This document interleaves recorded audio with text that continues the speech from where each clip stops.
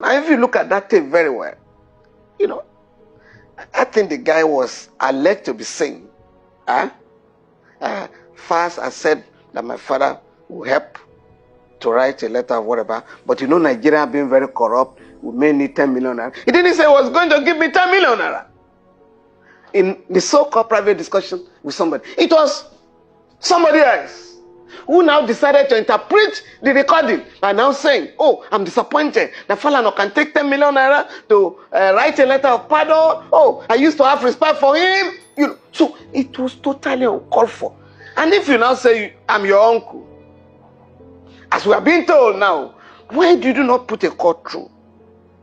This is the allegation flying around. Is it true? The only disturbing area in this scenario is the threat to me and one of my two daughters. Some of these guys, who I believe are mentally deranged, have dared me. If you like, if you go to court, we shall burn your office. They have also sent messages to one of my daughters that if your father goes to court, we shall kill you. I beg your pardon. In this country. I just laughed and I asked my girl, don't worry, I will take it up. I've already taken that up. Because we must also let these guys know where we are coming from. We fought against some of the most murderous military regimes in Africa.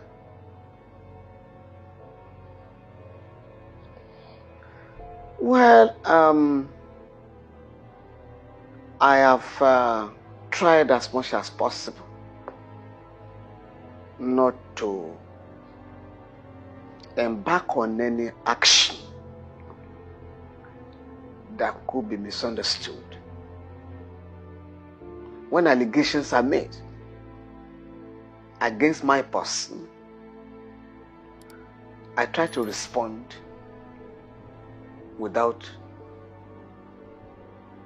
losing my temper.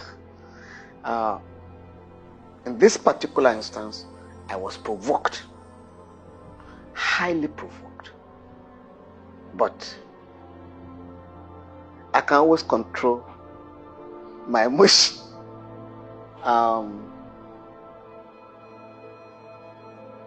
Members of my immediate family and extended family were a bit worried.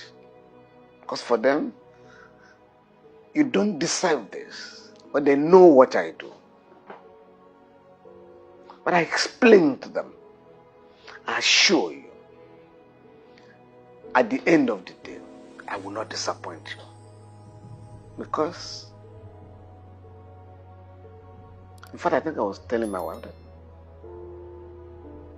all these allegations are, in the words of Shakespeare, a tale told by an idiot, full of sand and fury, signifying nothing.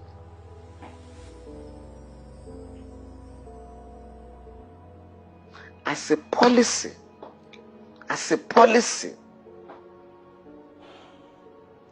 we do not collect fees to write letters for pardon. It's not part of our system because we do not profit from the misfortune of other people or the tragedy of people. No. And it doesn't cost us anything. Once we identify a case of mistrial, a case of injustice, or a case of subversion of the judicial system, we intervene. We do our homework, carry out our research, and write letters. In the last 42 years of my legal practice, I have never ever demanded for a kobo to write a letter of pardon for anybody. And my work in this area is not limited to Nigeria. So we have never ever collected a dime on kobo from all the beneficiaries of the pardon that we applied for. Now let me ask you. For that reason, the allegation is totally uncalled for. Totally uncalled for. Totally unwarranted. How about the allegation that your son, Falz, is standing as a front for you, sir? How do you respond to that? Well, you know, these guys don't know me. They also don't know my son, even though it's of their generation. He stands out for principle. He stands out for decency, and will never go out of his way to front for me. The guy doesn't want anybody to know that it's my son. When he started his musical career, he was with us in practice. He left, he abandoned practice, legal practice. He was doing fantastically well. So he said, Dad, I'm no longer going to practice law. I'm going to entertainment world. When he started, he was invited, I think, by the NTA for an interview. Right? And he was introduced as Falana Falz. So when he came back home, he was still living with us then. His mother asked him, why are you going about calling yourself Falana Falz? He said, what should I call myself? Falana. So that the name can open doors for you. He said, Mom, I don't want anybody's name to open doors for me. I want to open my own doors. Because if I had said I was Falana, and that interview was granted, I might have felt maybe it was because of my father's name. No. Mom, the day I will be happy is when they ask you, are you fast, Mom? And when they ask my father, are you fast, Dad? So he has never gone out of his way. You can check from his friends to introduce himself as Falana's son. One day, I was at the Abuja airport waiting for my flight, and some young girls came to me. Sister, is it true you are fast, Dad? I smiled. So I think so. So wow, they embraced me. So when I got home, I called him. Young man, today, some young guys besieged me in Abuja and asked whether, he said, what did they ask? They said, are you fast, father? He was happy. He said, that is what I want. And called the mother to hear my story. So he will not go out of his way. And, you know, it's a bit painful. Because last year, he went for a surgery in the UK. I think, you know, he plays football. So he had a knee injury. So the operation was successful. His mother and I were coming home from Cuba. So we decided to check him in the United Kingdom, travel via London. And so we saw the young man. So please, as our contribution, no, like I said, you know, we congratulated him. You know, the operation was successful. Can we pick up the bill? He said, no, Dad, no, Mom. I pay my bill before come here. So I hope I'm not being rude. said, no, we're happy. I told him. Then I told my wife, your son is telling you that he's richer than you. He said, no, that's not what I'm saying. But I just, I mean, if I needed financial assistance, I would have told you, but I don't need it. So he's not the kind of person that will call anybody. And in any case, he and his siblings, his two sisters, regularly refer victims of injustice, victims of human rights abuse to us without any condition attached. And just recently, I was telling him in particular, come, you and your sisters, you just send people to us. The way you are going, very soon, we'll be sending you our bill. We just laugh over it. So he can never, because he knows it is not our practice to take money for pardon. So he couldn't have been talking about money. And if you look at that tape very well, I think the guy was alleged to be saying, Falz has said that my father will help to write a letter or whatever, but Nigeria being very corrupt, we may need 10 million naira. He didn't say he was going to give me 10 million naira.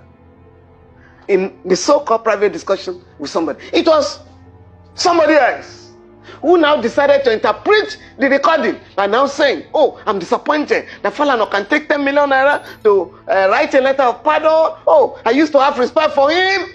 So it was totally uncalled for. And if you now say, I'm your uncle, as we are being told now, why did you not put a court through? This is the allegation flying around. Is it true that you were going to, or that you had collected? Because they say I had collected 10 million naira to write a letter of pardon for a convict. Again, as I said, it is not part of our practice. Let me get your perspective on this. You've mentioned that you will pursue civil proceedings instead of criminal charges against the Verydarkman. Why did you choose this route? And I'm sure you have also explored the Cybercrime Law Act in order to file charges against him. Why have you decided to pursue civil proceedings? Frankly speaking, many people, including senior lawyers, suggested that I should file a criminal complaint. So in February this year, the National Assembly amended the Cybercrimes Act and removed all those provisions that relate to libel or defamation. So today, a person can only be prosecuted under that law if he uses a computer to send pornographic materials or statements that are capable to cause a breach of the peace in the society. It has nothing to do with protecting any individual. That is the state of the law today. So I couldn't have filed a petition under the Cybercrimes Act, because right now I'm defending two journalists who were charged, who are standing trial for cyber stalking or whatever, and we have raised serious objections. In one of them, the court had agreed, yes, the law has been amended, but this offense was committed when the law was still valid. We are proceeding to the Court of Appeal. But I mean, on a more serious note, the campaign we are leading for decriminalization has yielded fruits in Liberia, in Sierra Leone, and Ghana. Those countries, the parliaments in those countries, have put together all anti-democratic legislation, anti-press laws, all anti-press criminal laws, and repealed them. So you now have to go to court to sue for libel or slander. Now, Lagos and Edo State have also repealed criminal libel. So, from the statute book, only those 2 states in Nigeria. So we're trying to get these laws, and we're trying to appeal to other state governments to wipe out criminal libel from their criminal codes. So this is the state of the, for that reason. It's not that there are no other criminal offenses. For instance, injurious falsehood, false information. You know, if you give false information to about somebody to the outside world or to the members of the public, we can lodge a complaint. The only disturbing area in this scenario is the threat to me and one of my 2 daughters. Some of these guys, who I believe are mentally deranged, are dared me. If you like, if you go to court, we shall burn your office. They have also sent messages to one of my daughters that if your father goes to court, we shall kill you. I beg your pardon, in this country. I just laughed and I asked my girl, don't worry, I will take it up. I've already taken that up. But we must also let these guys know where we are coming from. We fought against some of the most murderous military regimes in Africa.